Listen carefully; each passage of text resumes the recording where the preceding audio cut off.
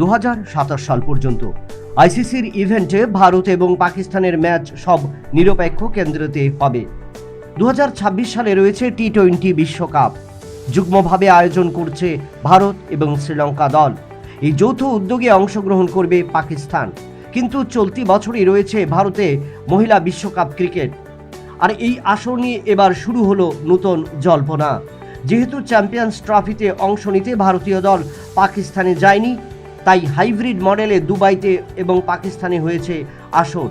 এবার সেখানেও বাদ সাধতে পারে পাকিস্তান দল, কারণ পাকিস্তান মহিলা দল ভারতে এসে খেলবে না বিশ্বকাপ, যার কারণে আসর শুরুর আগেই চিন্তার ভাঁজ আইসিসিতে। তবে প্রত্যেকেই আশাবাদী মধ্যস্থতার মধ্যেই সম্পন্ন হবে দুই বিশ্বকাপের আসর।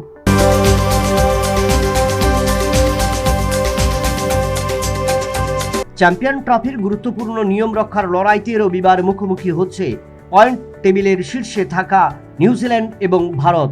এই গ্রুপে এই দুটো দল ইতিমধ্যেই 8 পয়েন্ট নিয়ে পয়েন্ট তালিকার শীর্ষে রয়েছে, যার কারণে দু দল ইতিমধ্যেই পৌঁছে গেছে সেমিফাইনালে।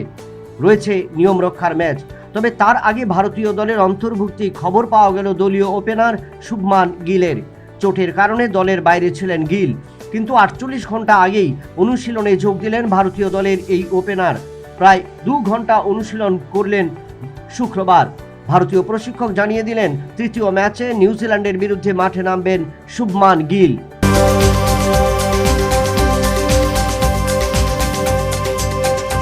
তেসরা জানুয়ারি থেকে 26শে ফেব্রুয়ারি, অতিক্রান্ত 54টি দিন।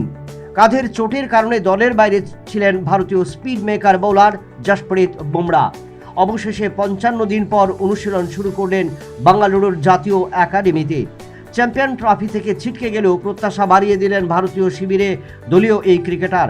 চিকিৎসকদের পরামর্শ মতো বিশ্রাম নেওয়ার কারণেই দ্রুত মাঠে ফিরলেন বুমরা। প্রত্যেকে আশাবাদী ত্রিদেশীয় সিরিজের আগে নিজেকে সম্পূর্ণ তৈরি করে নেবেন ভারতের এই বোলার। উল্লেখ্য, এবার এই বাংলাদেশে অনুষ্ঠিত ত্রিদেশীয় আসরে অংশগ্রহণ করবে ভারত, পাকিস্তান এবং বাংলাদেশ।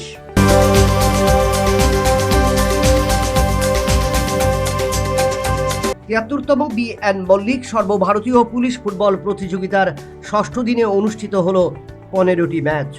শুক্রবার সকালে উমাকান্ত মিনি স্টেডিয়ামে অনুষ্ঠিত হয়েছে মেয়েদের বিভাগের 3টি ম্যাচ। আসরের সেরা 3 দল বড় ব্যবধানে জয়লাভ করে। প্রথম ম্যাচে মণিপুর 9-0 গোলের ব্যবধানে মহারাষ্ট্রকে হারিয়ে দেয়। দিনের দ্বিতীয় ম্যাচটিতে উড়িষ্যার কাছে 19-0 গোলের ব্যবধানে পরাজিত হয় ঝাড়খণ্ড। দিনের তৃতীয় ম্যাচটিতে বিগত চ্যাম্পিয়ন আসাম রাইফেলস 6-0 গোলের ব্যবধানে হারিয়ে দেয় তামিলনাড়ুকে। ফলে 3 ম্যাচে মাঠের দর্শক উপভোগ করেন 34টি গোল। এই জয়ের সুবাদে বিজয়ী 3টি দল সেমিফাইনালের পথ প্রশস্ত করে নেয় আসরে।